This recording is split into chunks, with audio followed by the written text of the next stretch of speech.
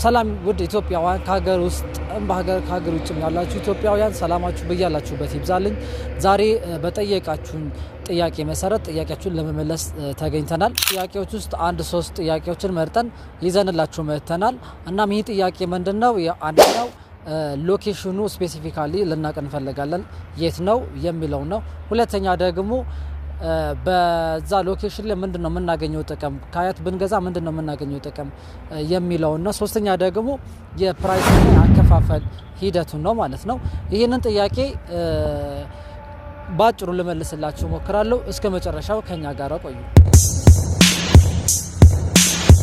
መልካም፣ ወደ አንደኛው ጥያቄ ስንመጣላችሁ ካሳንቺስ ግቢ ገብርኤል አካባቢ ነው የምንገኘው። ይህ ካሳንቺስ ግቢ ገብርኤል እንግዲህ አካባቢው በጣም የለማ ያለ በጣም ውብና ያማረ አካባቢ ነው። እንደምታዩት በአሁኑ ራሱ ግሪን ኤሪያዎች በጣም የተሸፈኑ አካባቢዎች ናቸው።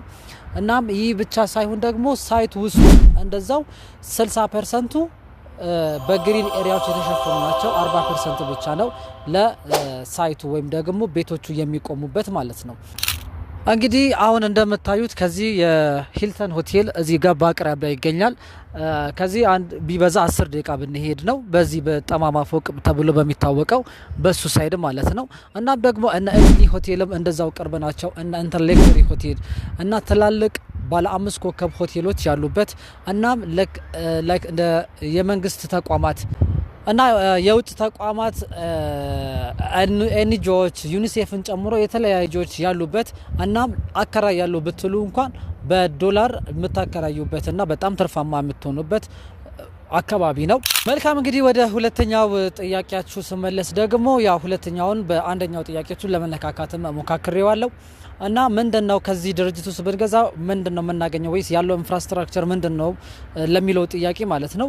ከሳይቱ ከግቢ ውስጥ ስንነሳ በውስጡ የተለያዩ የህዝብ መገልገያዎች አሉት። ለምሳሌ የህዝብ ሞል አለ፣ ሱቆች አሉት፣ የህፃናት ትምህርት ቤት አለ፣ ኤሌመንተሪ ትምህርት ቤቶች አሉ፣ የህዝብ ማዘውተሪያዎች ወይም ስፖርት ማዘውተሪያዎች አሉ፣ የጤና ተቋማትም አሉ። ግቢ ውስጥ እንግዲህ እነን የመሳሰሉት ነገሮች የነገርኳቸው ከብዙ በጥቂቱ ግቢ ውስጥ የተካተቱት መሰረተ ልማቶች ናቸው። እናም ደግሞ ከግቢ ወጣ ስንል ቀደም ነካክቼላችኋለሁ። አካባቢው ላይ ብታከራዩ በዶላር ልታከራዩ የምትችሉበት አማራጭ አላችሁ። ምክንያቱም የተለያዩ ኤንጂኦስ ስላሉ ማለት ነው። እናም ደግሞ ካሳንቺስ ከሌላው በተለየ በጣም ትኩረት ተሰጥቶበት እየተሰራበት ወይም እየለማ ያለ አካባቢ ነው። ምክንያቱም አካባቢው በቤተ መንግስት አቅራቢያም ስለሆነ ማለት ነው። በአካባቢው ደግሞ የተለያዩ የእምነት ተቋማት አሉ፣ የተለያዩ መስጊዶች አሉ። እንደ ቶፊቅ መስጊድ፣ አልቷ መስጊድ እንዲሁም ደግሞ ለካቶሊክ እምነት ተከታይ ካቶሊክ ኪዳነ ምሕረት ቤተክርስቲያን፣ ኡራኤል መካነ ኢየሱስ ቸርች እና ብላ አርሚ መካነ ኢየሱስ ቸርች ይህ አካባቢው ላይ ይገኛሉ። ከብዙ በጥቂቱ የሁለተኛው ጥያቄያችሁ መልስ ይህንን ይመስላል። ወደ ሶስተኛው ጥያቄያችሁ ከማለፋችን በፊት ሳይቱ ምን ይመስላል የሚለውንም ቪዲዮን አንድ አይነት አድርገን እንመለስ።